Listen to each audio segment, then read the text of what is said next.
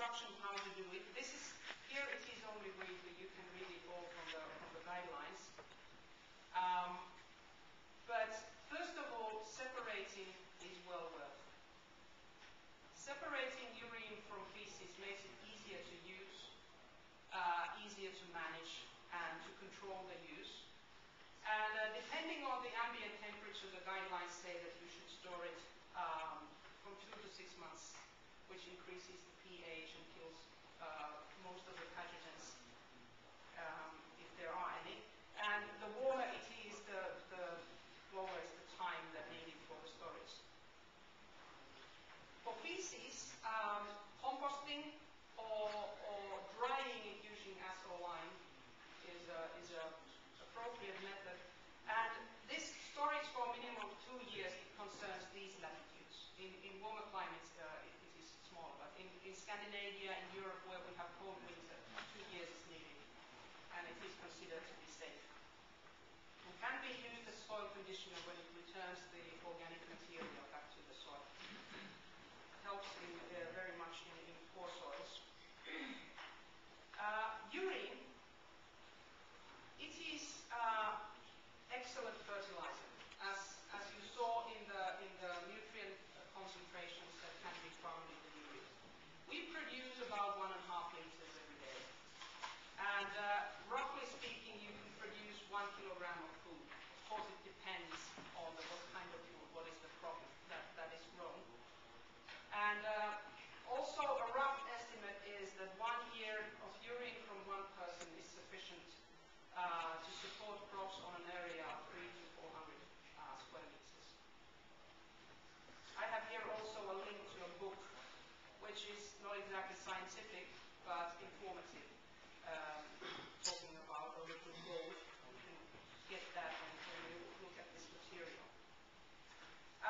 When urine is used, it can be added either undiluted or diluted with water. It depends on the crop that you are using. Some crops simply can't take the urine without dilution. And it should be added just before or immediately after sowing, so that the merging seed has nutrients to grow. And it should be added into the soil. It's a waste if you add it onto the plant, and of course, in order to reduce the health risks, it makes sense to add it into the soil. And for many plants, like we have done in our experiments here in Tampere, we have done it so, the application so that the urine has been added every 2 weeks, for example, during the first 1.5 months, because once the crop enters to the reproductive stage, the nutrient uptake is low at that point. So it's basically a waste if you use it after that. And it's mainly relocating the nutrients within the plant. Before I finish, I have certain data I have taken from different publications where urine has been used as fertilizers. Here is an example of corn or maize where urine has been used as fertilizer. This example is from Zimbabwe. You can see the maize. First of all, here is a treatment where no urine, no fertilizing has been used, and here is different amounts of urine with certain total amount by volume that has been used. You can see the difference in the size. This is also from Zimbabwe, and from maize has been grown here. The treatment number 1 is no fertilizer. Treatment number 2 here is basic fertilizer treatment by using inorganic fertilizer, and then different amounts of urine used per crop. The comparison sometimes a little bit difficult because different researchers use different way of informing how much they use the fertilizer. This experiment is done here in Finland by my colleague Dr. Heinonen-Tansky and her group, they grew cucumbers in a greenhouse using urine as a fertilizer. And you can see that this purple line, this shows the cumulative yield. So grown with urine, the yield was remarkably bigger, or significantly. I think it was also statistically significantly bigger than grown with mineral fertilizer, inorganic fertilizer. One example from Bangladesh, where cauliflower was used.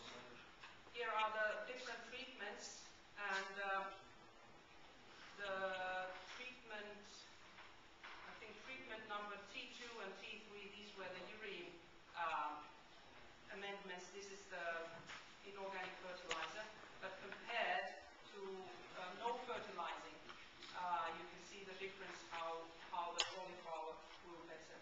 Now, finally, these results are from our experiments where we grew cabbage,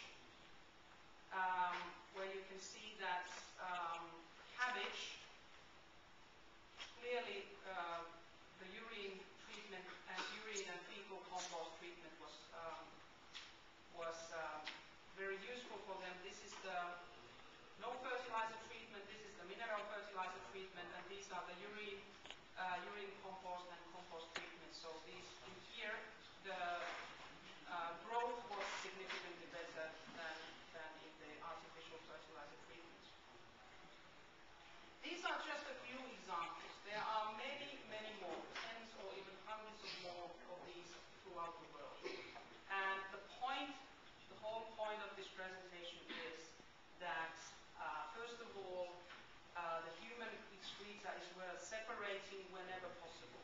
Secondly, human excreta is an efficient fertilizer and also safe when it is correctly managed, correctly used, and work safety is taken into account. And in order to expand the use, or even to make it first acceptable to use, it requires a lot of work, a lot of discussion, and also a very significant technical and political decisions first. But with these experiments, the point is to show that it's possible. So it takes some time, but work is being done in order to enhance the use of excreta. And it is also needed here, not only in developing